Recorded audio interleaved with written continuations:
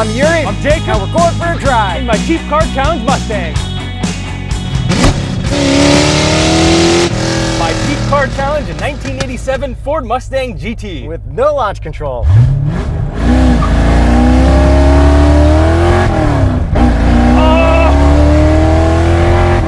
Nasty! Horsepower and torque. 225 horsepower, 300 pound-feet of torque off 5-liter V8. Hey, you finally got another 5-liter Mustang GT. And another V8. So before Yuri and I actually tell you about this Mustang, I asked a couple of my buddies to see what they thought about it.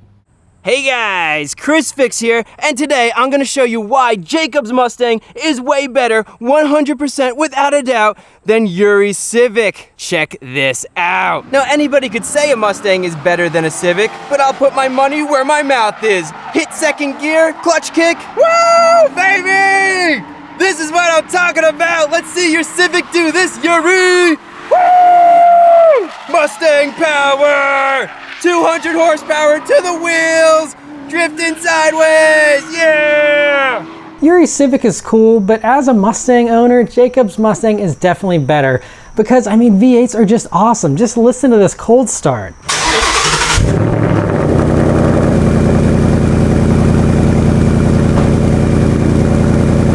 I mean, who doesn't love that? Well, hello, Straight Pipes. I'm coming to you from my hometown of Atascadero, California. I've got the Mustang kind of clean for this.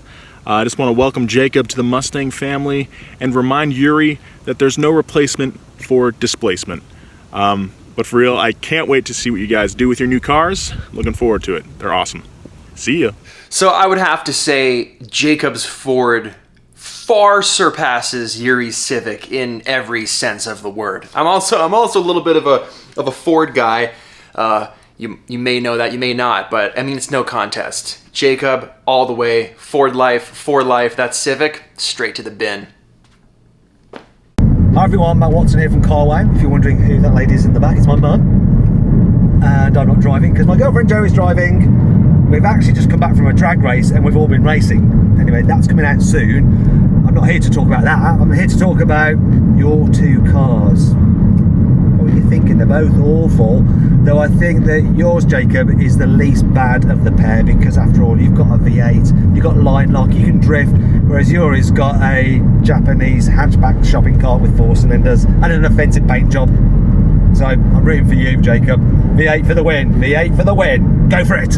And if you guys like this cheap car buying series, let us know, consider subscribing because it took a lot of effort to get this car on the road. Yeah, hopefully you guys subscribe, we can get some more sponsors and then buy some more crazy stuff because I've got so many ideas that I'll probably just share with the Patreon people first. Yeah, we got a lot of ideas. So what do you want to start with? Let's start with the looks. What is this paint scheme? Okay, so when this popped up on the classified website that I bought it from, I showed it to Yuri. I'm like, dude, look at this thing. I gotta buy it. You actually did buy it and you saw it for sale earlier, so this is your second chance to get it. Exactly. It was actually for sale earlier at a cheaper price and I missed it, but then the guy listed it for more the next time and I ended up getting it for $5 grand on the dot because I negotiated down from $6,500. Yeah, but that was like a sketchy $6,500. Yes, it was.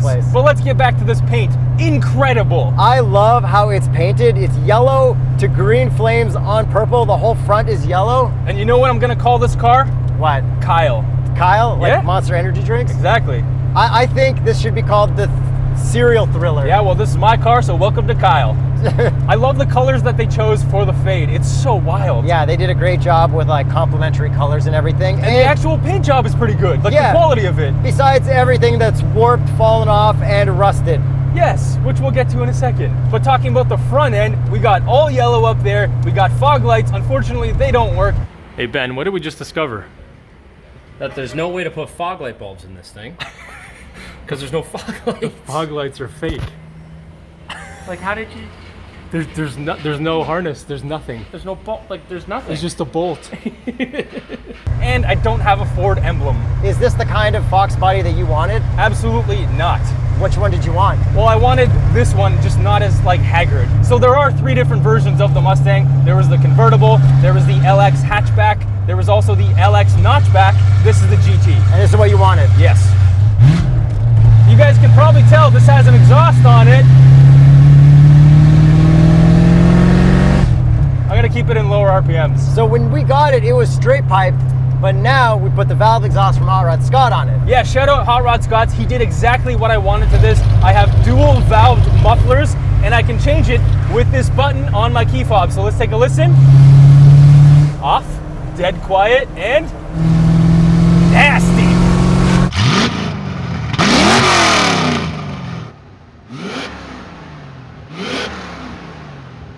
So now, nasty cartel. And we have to drive this review with the windows down because there's no AC, so if the audio is a little bit bad, we're sorry. Yeah, also not sorry because it's 40 degrees outside and I'm just sweating my balls off. Okay, let's get to the side view then. Okay, I love the overall side profile of the hatchback. That's why I wanted the GT, because the GT gets the body kit and it's a hatch only. Yeah, hatch looks better than the notch, I think, and you've got the body kit that says Mustang at the bottom, which is cool, but you don't have a 5.0 badge. No, I don't, unfortunately, so I'm kind of fooling people. Everyone's like, oh, it's got to be a 4-cylinder with that paint job and that exhaust. Okay, and then the wheels. These aren't actually the original wheels you bought them with. Yeah, that's right. So I bought it with 15-inch wheels. They kind of look the same. They were center lines, but now I got these American Racing 16-inch, look pretty much the same, but I got Continental Extreme Contact Sports for it now. And that would be the Continental recommended tire for a weird-looking Foxbody Mustang. You think this is weird looking? I'm offended. It's definitely weird looking. But that's also the tire you're repping on your Honda Civic as well, which is also weird looking. Exactly.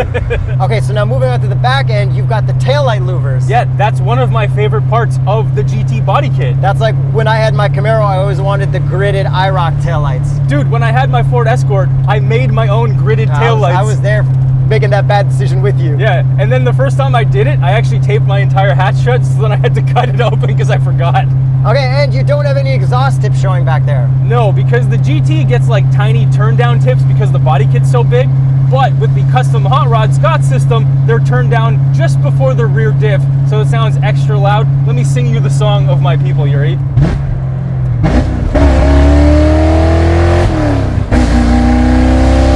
Oh my God, I love this. This car sounds a lot better from inside than it does from being behind it. I'm not gonna lie, it's a really nasty sound from the outside. This is NASCAR, like this is the sound I wanted of a NASCAR V8. But when you're just like putting around, it sounds very airy. But when you're like really on it or high up, it sounds really good. It's scary. I like having volume 2 or 3 to just cruise around, but realistically, it's always open. Overall, looks-wise, I think this looks fantastic. Probably the best looking Mustang you could have purchased. 10 out of 10 for period correction. And there's a sticker on the back from a Ford dealership in Kirkland Lake, I believe. So if you work at that dealership or you know anything about this car, let me know, because I looked at the previous owner history on the used vehicle package, and at one point this had about 200,000 kilometers. And I registered it with 108,000 kilometers. Yeah, but it's not your fault because the guy before did it too. Yeah, so in 2006 it had 200,000, but the owner after that already had 100,000, and then there was like several owners after that, and then it got to me. So this isn't exactly... It's not legit, let's just say. I have no idea what the mileage is on this thing. That's fair. All right, so let's do some cliche corner.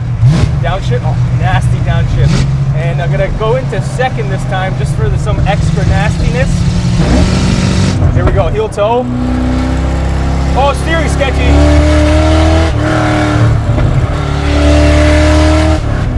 I can't even talk with that sound.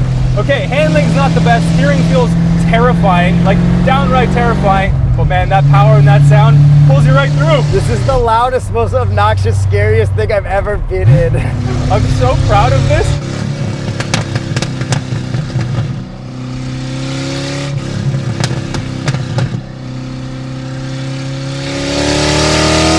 I have so much confidence in this car, even though it already didn't want to start on me once. Shout out Ben for fixing my starter. Definitely watch our first video of how I acquired this vehicle. And then there's also some cosmetic stuff under the hood where they painted the cover of your engine to match. Exactly, so that was definitely part of the show car heritage that this has been in. Who knows? I bet you somewhere there's a photo of this with a trophy in front of it. And a woman scantily clad. And there's so many questionable wires in that engine bay. I have no idea what half of them do. They're definitely not stock, but this thing has headers, so it has a performance upgrade, and it also has a mild cam, No idea what that actual cam is, but when this thing's idling, I think it actually does have a cam. Yeah, I mean, it sounds pretty good. And I also think it has gears in the rear end because my speedometer is completely off. So I think this is actually faster than a stock 1987 Ford Mustang GT. Everything about this is weird and sketchy and like makes me not want to buy a cheap car again. I love everything about this, but it's also terrifying, and like having this headliner hit against my head is fairly annoying. But the most important feature that this car has is the line lock right on my shifter. So this thing just does big, nasty burnouts.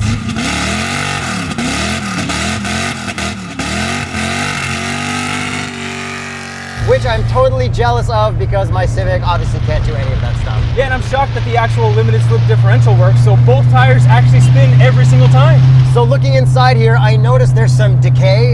Your headliner is falling off and held on with clips. I think that's from the last owner. Yeah. And your tint is the worst. The tint is the worst everywhere on every single window. So the sunroof doesn't actually have a cover, just like my old Mustang Foxbody, and it's really annoying because the sun's always beating down on me and the tint is peeling, which is really frustrating. In a lovely shade of purple, and Yeah. on the back as well. So the back is blurry and I can't see anything out of the back, so that's the one modification I would like to do, is remove the tint because I can't see out of this thing. And back to the sunroof, you have so much rust up there. Yeah, tons of rust on the sunroof. I'd probably just cut out the roof and just delete the sunroof ideally. We need to get a body shop to do some repairs for both of our cars, so hopefully we'll have some of that in the future. I would like that. So let's move on to this interior. Right in front of me, I got a massive tack. It goes to 10,000 RPM. This car does not go to 10,000 RPM. That tack on your gauge cluster is absolutely fine. I totally agree. I don't know why this big thing is here, but my shift light works and it's easily settable with this little shifter thing over here. And so my red line is about 6,000 RPM, but this thing will definitely go to 7. So I think someone removed the rev limiter. So looking at my gauge cluster, several of the gauges don't work.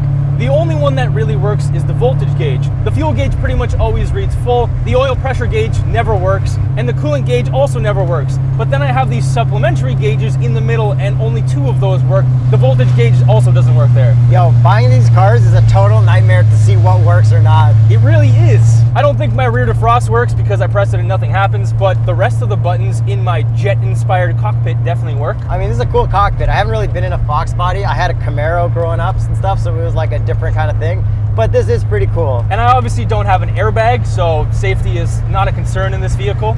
I also have cruise control. It doesn't work, so I guess I don't have it. And I have an adjustable steering wheel, but it's so sketchy to adjust this. It basically goes into like straight mode and then bus driver mode. I guess for big knee guys, right? I get it. Okay, let's talk about these.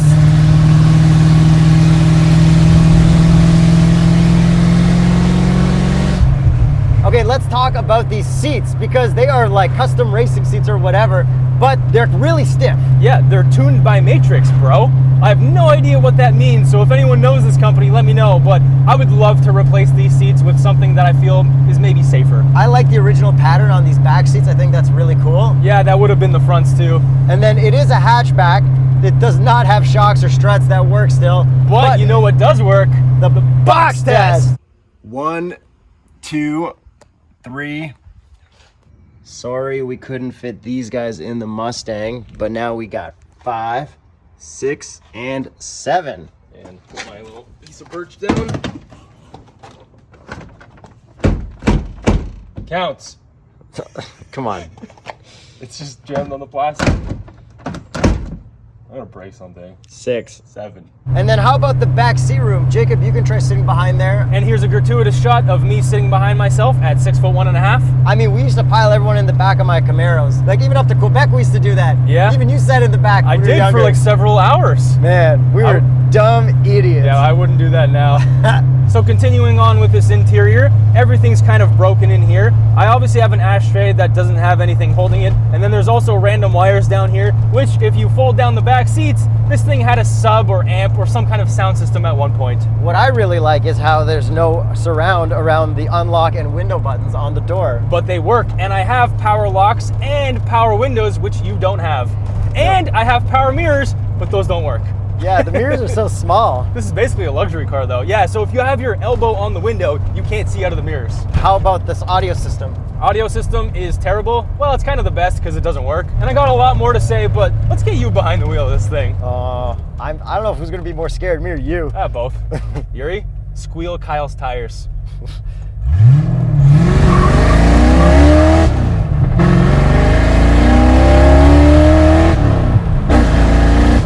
Okay. So good. That is definitely more fun to rip around than my Civic. Yeah, way more. But driving this thing feels so much sketchier and way more stressful than my Civic. Your Civic is so easy to drive, and it kind of feels like more like a modern day car. This feels like an old muscle car. This feels like something that belongs at the racetrack and on a trailer, and that's it. Pretty much. I wouldn't even want to drive this on a racetrack. But I will. I really like this shifter, but I don't like how stiff the clutch pedal is. The clutch is so stiff, the shifter is really hard to get into gear. And this is fuel injected, not carbureted. That's right. My first Camaro was carbureted. So when you first got this, I'm like, am I gonna pump the gas 3 times before No starting way, it? bro. The only thing you have to pump is the brakes to get the line lock to work. Hey, you know what we haven't tested out yet? What's that? The visors. Oh, yeah. Oh! Yeah, they fully Oh no, there they fail. go. What? Oh, they go forward. 3, 2, 1. Well, I didn't even think they disconnected. Oh, my hand is so gross. That is disgusting. For the record, we haven't got either of these cars detailed. This is exactly how we bought them. I washed mine with like a rag. Oh. And yes, to confirm, there is pretty much no visibility out the bubbles out the back. Yeah. But it does drive pretty straight. Like the wheels move, but like the car goes straight.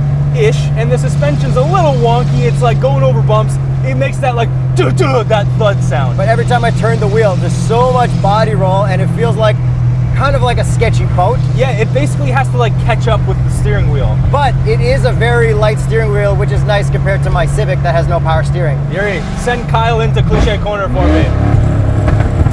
Crackles and pops, baby. Wow. I'm scared of Kyle. Do not like Kyle. Love Kyle. Kyle's nasty. Okay. Yo, those crackles and pops though. The crackles and pops, the backfires are amazing. They are authentic. I'm actually very happy that I got my Civic and not something that drives like this. And I'm so happy that I got this because it's exactly what I wanted out of a Mustang. This is very you. Yeah, and your Civic's very you. So Yeah. we nailed it. Can I try driving this with the valve closed? Yeah. That's valve fully closed. That's so much more livable. Yeah, obviously, but it's so boring. Yeah, I'll turn it back on. Thank you. Oh, there we go. Okay, Kyle has awoken. and you've got an odometer tack. Yes? You know what else has an odometer? Yeah, your prowler.